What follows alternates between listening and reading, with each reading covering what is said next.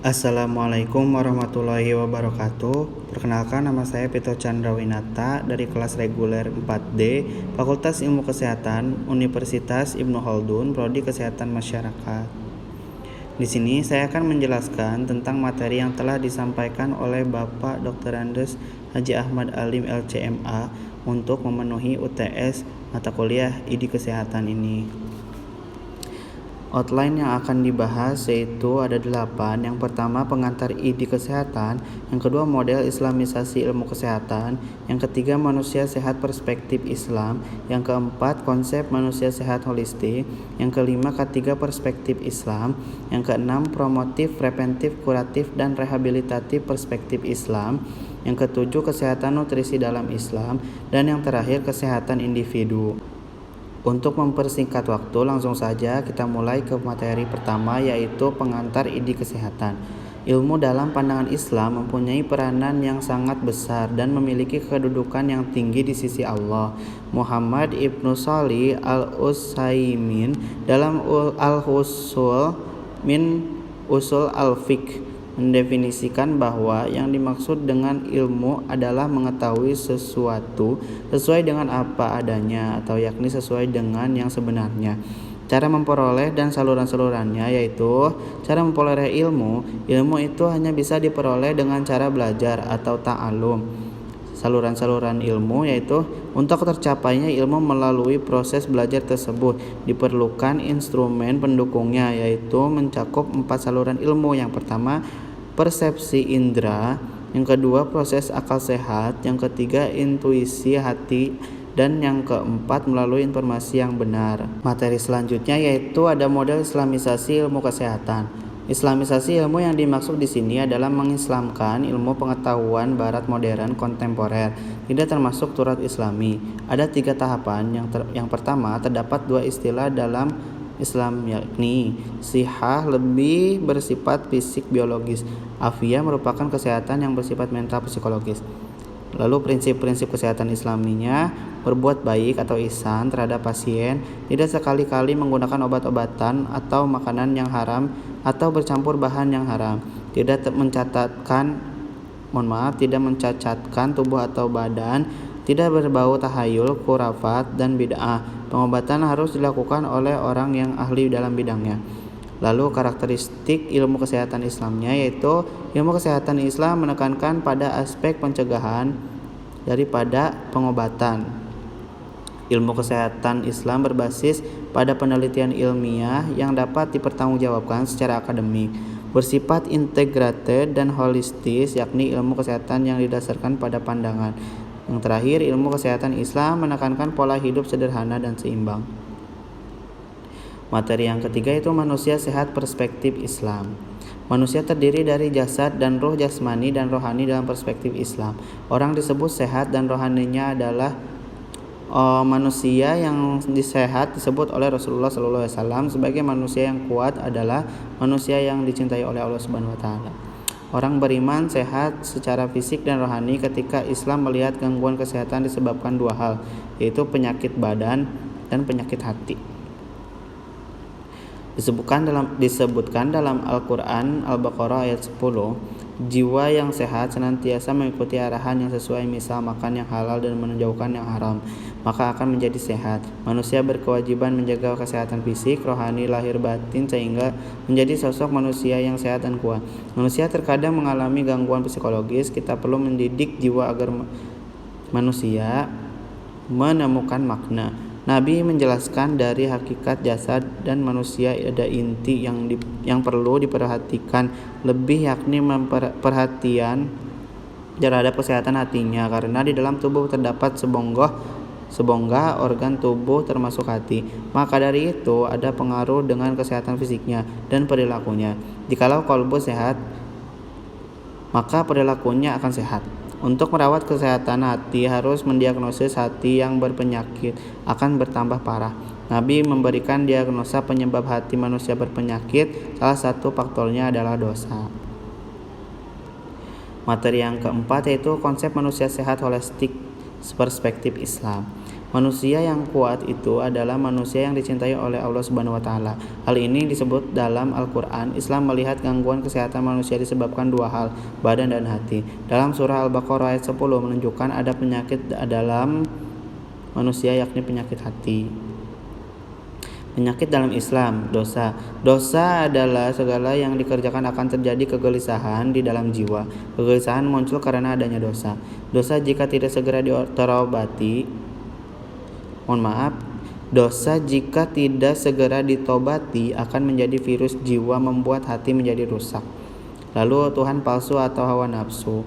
Manusia mengejar hawa nafsu tidak akan terpuaskan, keinginan tidak akan terpuaskan. Semakin diturutkan maka akan menjadi penyakit hati. Perlu dikendalikan dengan dipentingkan terhadap hawa nafsu. Lalu mempertuhan benda mati. Benda mati duniawi, gila jabatan, popularitas, pamer harta demi untuk mengejar dunia semata. Keliru dalam mencari figur. Manusia selalu mengagumi figur, ketika salah akan menyebabkan penyesatan keluar dari jalan yang lurus. Materi yang kelima yaitu K3 perspektif Islam. Keselamatan dan kesehatan kerja merupakan upaya untuk mencegah agar pekerja tidak mengalami kecelakaan baik fisik dan mental. Melihat K3 maqasid syariah sesuai dengan kaidah syariah, tujuan disyariatkannya melihat K3 ini komprehensif karena dalam syariah melindungi beberapa faktor 5 hal yang esensi. Kepentingan utama K3 yaitu menjaga agama. Bisa sholat atau tidak menyelamatkan agama bukan hanya raganya saja, harus menjamin ruang dan waktu untuk melaksanakan kewajibannya. Lalu dijaga keselamatan nyawa, jaminan keselamatan dan nyawa dan kesejahteraan. Lalu akal, menjaga akal pekerja, keselamatan mental, tidak stres atau depresi, harus nyaman, tanamkan kekuatan mental. Hiburan perlu tapi harus sesuai syariat. Contoh, siraman rohani atau mencerdaskan karyawan. Yang selanjutnya itu menjaga keturunan, menyelamatkan keturunannya. Pergaulan yang tidak sehat akan terjadi hal-hal perilaku yang menyimpang. Pergaulan bebas akan merusak rumah tangga. Lalu keselamatan harta, orang yang bekerja perlu mendapatkan hak seperti gaji. Upah perlu dijaga supaya tidak ada kezaliman, beri upah sebelum keringat kering. Materi yang keenam yaitu ada promotif, preventif, kuratif, dan rehabilitasi perspektif Islam. Yang pertama adalah promotif, berupa informasi atau persuasi satu arah yang dibuat untuk mengarahkan seseorang atau organisasi kepada tindakan yang menciptakan pertukaran dalam hal apapun dengan syariat Islam.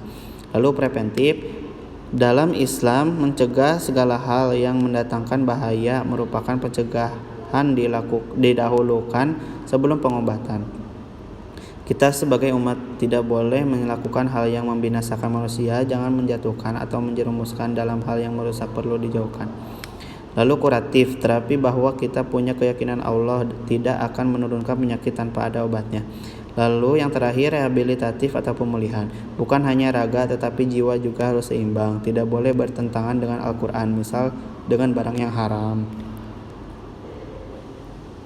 Materi yang ketujuh yaitu kesehatan nutrisi dalam Islam.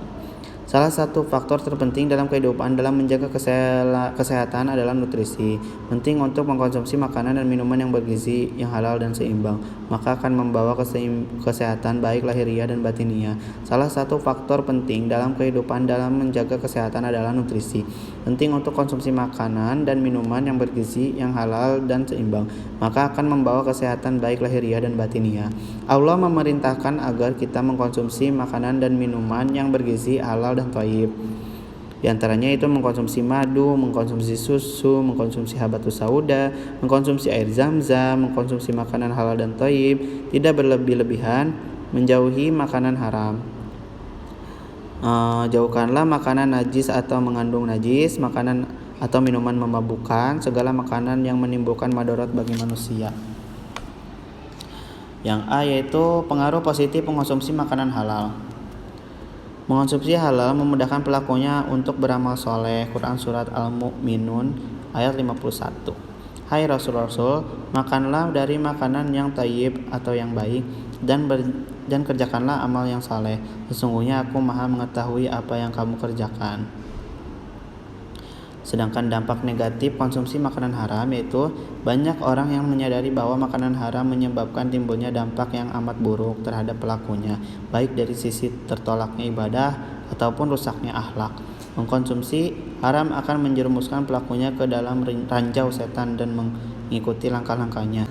Lalu materi yang terakhir itu ada kesehatan individu. Hidup bersih dalam perspektif Islam tidak hanya berorientasi pada kebersihan jasmani, tetapi juga mencakup kebersihan rohani. Kebersihan jasmani ditunjukkan dengan mensucikan diri dari najis dan hadas, sedangkan kebersihan rohani ditunjukkan dengan mensucikan diri dari berbagai macam penyakit hati. Di antaranya ada menjaga kebersihan kulit. Islam mensyariatkan wudhu sebagai salah satu mekanisme canggih untuk menjaga kebersihan kulit ini. Dalam hadis disebutkan bahwa wudhu tidak hanya membersihkan badan dan kesehatan kulit, tapi juga mampu membersihkan diri dari dosa. Lalu menjaga kebersihan pakaian. Muslim sejati memahami bahwa Islam menganjurkan untuk berpakaian bersih setiap waktu, tanpa berlebihan, terlebih ketika sholat. Ada dua tujuan, yakni sebagai sarana ibadah dan agar terhindar dari kuman penyakit, serta sebagai sarana untuk bersosial di tengah masyarakat. Lalu menjaga kebersihan makanan. Islam sangat perhatian dengan kebersihan makanan agar kita membiasakan diri untuk menjaganya dan menutupnya agar tidak terkontaminasi kuman. Lalu menjaga kebersihan rambut kepala. Membersihkan rambut maksudnya merapikannya, membersihkannya dengan cara membilasnya, memberinya minyak rambut dan menyisirnya. Jangan biarkan acak-acakan sehingga kelihatan kusut, karena kebersihan dan penampilan yang baik termasuk yang dicintai dan diperintahkan oleh agama selama tidak berlebih-lebihan. Selanjutnya yaitu disiplin mandi. Abu Hurairah radhiyallahu anhu meriwayatkan bahwa Nabi Muhammad SAW bersabda, wajib bagi setiap muslim untuk mandi di setiap 7 hari. Sehari dia membasuh kepala dan badannya di dalamnya. Hadis riwayat Ibnu Hibban dan Bukhari. Maksud hadis adalah satu kezaliman dan keharusan bagi setiap muslim minimal dari seminggu dia harus mandi membersihkan kotoran di tubuhnya dan kepalanya. Dan yang dimaksud sehari di sini adalah hari Jumat, sebagaimana dalam beberapa riwayat seperti riwayat Imam Ahmad dan At-Tahawi.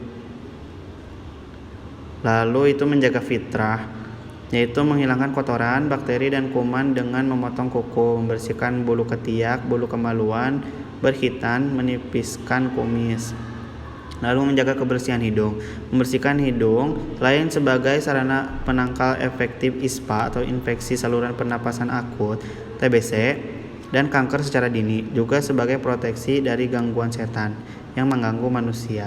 Lalu menjaga kebersihan tangan. Nabi Muhammad SAW bersabda, barang siapa tertidur dan di tangannya terdapat lemak atau kotoran bekas makan dan dia belum mencucinya, lalu dia tertimpa oleh sesuatu, maka janganlah dia mencela melainkan dirinya sendiri. Hadis riwayat Abu Daud. Lalu menjaga kesehatan perut.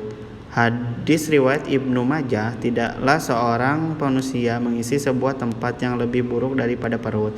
Cukuplah bagi seorang manusia beberapa sarapan yang menyenggakkan punggungnya, dan jika hawa nafsunya mengalahkan manusia, maka sepertiga untuk makan dan sepertiga untuk minum dan sepertiga untuk bernafas. Lalu menjaga kebersihan gigi dan mulut. Kondisi gigi yang kotor akan menimbulkan kuman dan bau yang menyengat, sehingga menyebabkan banyak penyakit dan mengganggu kenyamanan orang lain. Untuk itu, Rasulullah SAW memberi peringatan keras bagi orang yang mulutnya bau, agar tidak mendekati tempat umum atau tempat ibadah atau masjid. Lalu menjaga kebersihan sumber air. Kita diperintahkan untuk menjaga kebersihan sumber air agar air tetap terjaga fungsinya dan kesuciannya, agar dapat dimanfaatkan secara maksimal. Lalu yang terakhir yaitu menjaga kebersihan lingkungan sekitar. Abu Hurairah radhiyallahu anhu meriwayatkan bahwa Nabi Muhammad SAW bersabda, janganlah salah seorang dari kalian sekali-kali pernah kencing di air yang menggenang, kemudian dia mandi darinya. Hadis riwayat Bukhari dan Muslim. Demikian presentasi dari saya, kurang lebihnya mohon maaf. Wallahul muwaffiq ila aqwamit thoriq. Wassalamualaikum warahmatullahi wabarakatuh.